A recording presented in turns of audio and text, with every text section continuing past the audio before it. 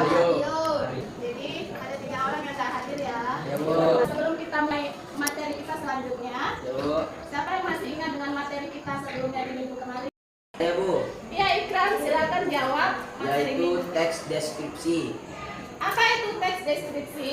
Yaitu digunakan untuk menggambarkan atau memberikan suatu hal.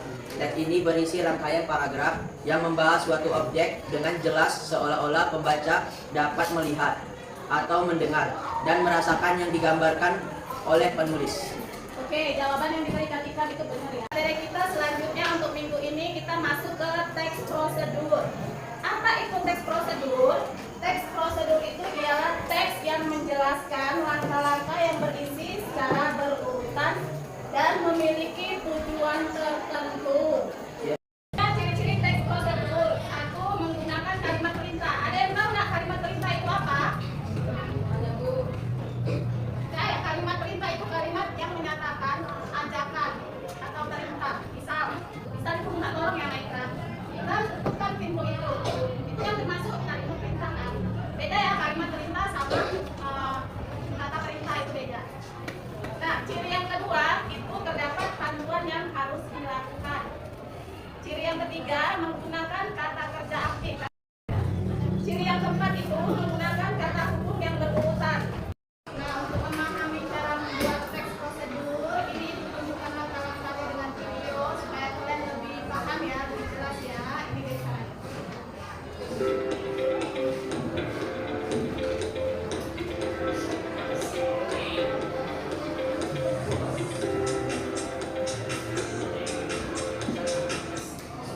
Nah, ini cara membuat nasi goreng.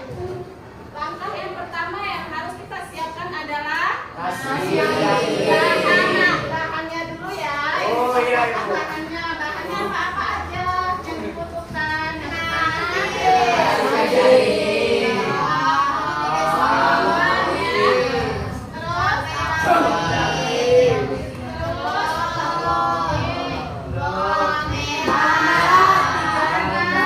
Goreng, daun bawang dan seterusnya. Nah, inilah langkah pertama yang harus kita siapkan dalam membuat nasi goreng. Lalu langkah yang kedua apa? Kita lanjut ya.